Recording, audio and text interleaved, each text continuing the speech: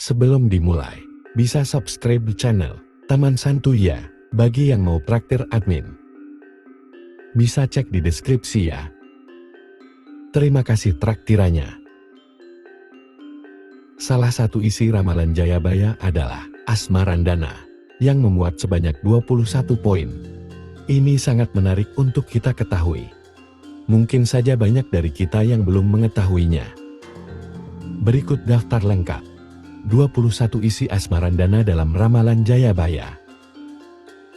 Yang pertama, Kitab Musarar. Dibuat tatkala Prabu Jayabaya di Kediri, yang gagah perkasa, musuh takut, dan takluk tak ada yang berani. Kedua, dia sakti. Sebab titisan Batara Wisnu. Waktu itu, Sang Prabu menjadi Raja Agung pasukannya dari raja-raja. Yang ketiga, terkisahkan bahwa Sang Prabu punya putra lelaki yang tampan. Sesudah dewasa, dijadikan raja di Pagedongan. Sangat raharja negaranya. Yang keempat, hal tersebut menggembirakan Sang Prabu. Waktu itu tersebutkan Sang Prabu akan mendapatkan tamu.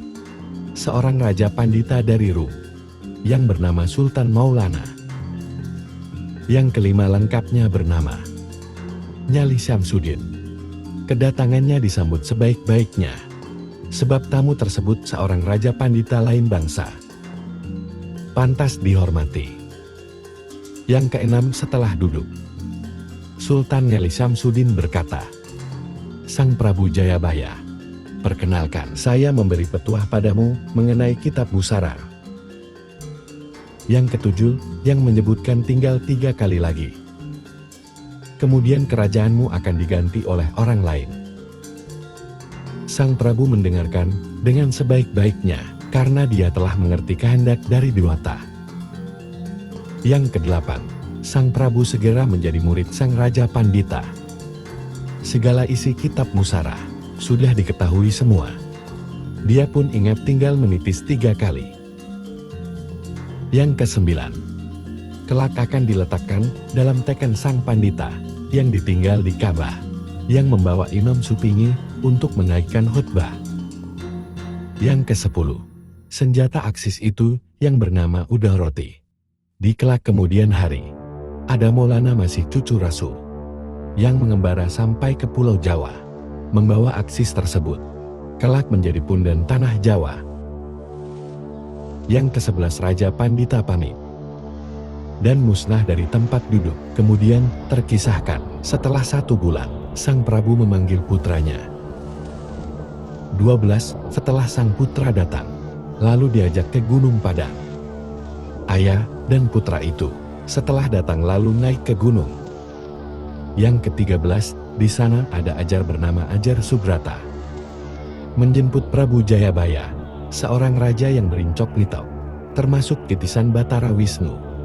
Yang ke-14, karenanya Sang Prabu sangat waspada, tahu sebelum kejadian mengenai raja-raja, karena Sang Prabu menerima sasmita gaib. Yang ke-15, bila Islam seperti Nabi. Prabu Jayabaya bercengkrama di gunung, sudah lama bertemu dengan Ki Ajar di Gunung Padang, yang bertapa brata, sehingga apa yang dikehendaki terjadi. Yang ke-16, tergopoh-gopoh menghormati.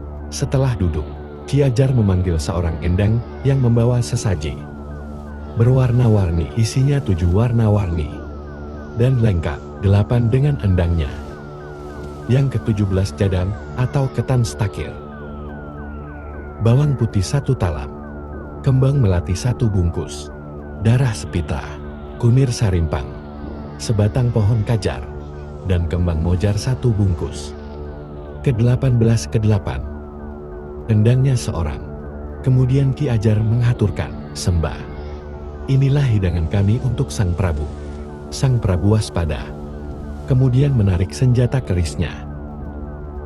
Ke-19, Ki Ajar ditikam mati.